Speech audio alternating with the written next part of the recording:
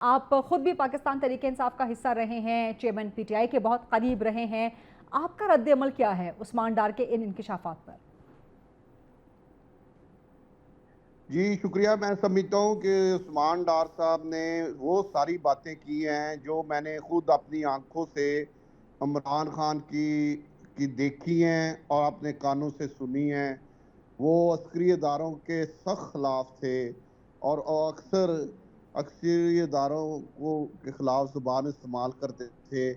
وہ بادشاہت لانا چاہتے تھے، جس طرح ضیاء الحق صاحب نے ایک دفعہ امیر المومنین بننے کی کوشش کی تھی، اسی طرح کا ایک نظام لانا چاہتے تھے عمران خان، جس میں وہ آل ان آل ہوں اور ان کو کوئی پوچھنے والا نہ ہو، فوج بھی ان کے متحد ہو اور باقی ادارے بھی ان کے متحد ہوں، اور وہ بادشاہوں کی طرح حکومت کو چلائیں اور بالکل ان کا ایک مغل بادشاہ والا سٹائل وہ بادشاہوں والی حکومت کی راہ میں عسکری ادارے بھی رکاوٹ تھے اور ادارے بھی رکاوٹ تھے۔ تو جو ادارے رکاوٹ تھے ان کے خلاف وہ بہت سخت ان کے خلاف تھے، اور یہی وجہ ہوئی کہ اسی وجہ سے انہوں نے اپنے تمام لوگوں کو یہ ٹریننگ دی تھی کہ اگر میں گرفتار ہوں تو آپ نے، ہر آدمی کی ڈیوٹی لگی ہوئی تھی کہ آپ نے کس جگہ جانا ہے۔ ہمارے فیصل آباد کے لوگوں کی ڈیوٹی تھی کہ آپ نے آئی ایس آئی کے دفتر پہ حملہ کرنا ہے، حالانکہ ہم نے فیصل آباد میں 40 سال احتجاجی سیاست کی ہے۔ وہ ہمارا ضلع کچہری چوک ہے اور ضلع کونسل چوک ہے، اس سے آگے آج تک کوئی سیاسی جماعت تو اس سے آگے کبھی نہیں کسی جگہ کی۔ یہ ہمارا ایک پکا پوائنٹ ہے احتجاج کا، پیپلز پارٹی کے دور میں بھی کیے، ضیاء الحق کے دور میں بھی کیے، بہت سے احتجاج ہوئے ہیں، اسی جگہ ہوئے ہیں۔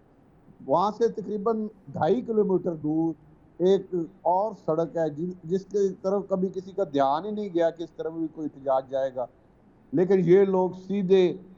جب اکٹھے ہوئے ضلع کونسل چوک میں تو یہ لوگ سیدھے آئی ایس آئی کے دفتر گئے۔ تو ان کو مشن ملے ہوئے تھے، ٹارگٹ ملے ہوئے تھے، بندے نامزد تھے کہ کس نے کس جگہ جانا ہے۔ تو انہوں نے 9 مئی کو اپنے سامنے ٹارگٹ پہ حملے کیے ہیں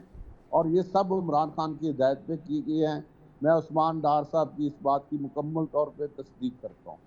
اچھا، اور آپ کو لگتا ہے کہ عثمان ڈار کے ان الزامات کے بعد چیئرمین پی ٹی آئی کے لیے سانحہ 9 مئی کا جو کیس ہے قانونی اعتبار سے وہ مزید سخت ہو گیا ہے؟ جی بالکل، کل عثمان ڈار صاحب کا انٹرویو جو تھا عمران خان کی، وہ کہتے تھے کہ میں اس میں بے گناہ ہوں، اس پہ ایک مور لگا دیا۔ ہم تو پہلے ہی کہتے تھے کہ یہ گناہگار ہے، لیکن کل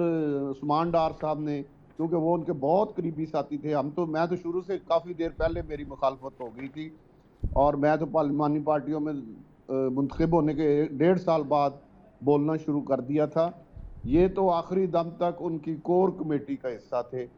اور وہ جن لوگوں کے انہوں نے نام لیے ہیں کہ یہ اینٹی اسٹیبلشمنٹ یا اینٹی ہمارے جو عسکری ادارے ہیں، وہ سب لوگ، ایک تو ان میں سے فیصل آباد کے ہیں، وہ تو اکثر یہاں پہ اپنی فرق حبیب ان کا نام ہے، وہ جہاں بھی بیٹھتے تھے وہ ہمارے عسکری اداروں کے خلاف بڑی سخت اور غلیظ زبان استعمال کرتے تھے۔ تو میں یہ سارے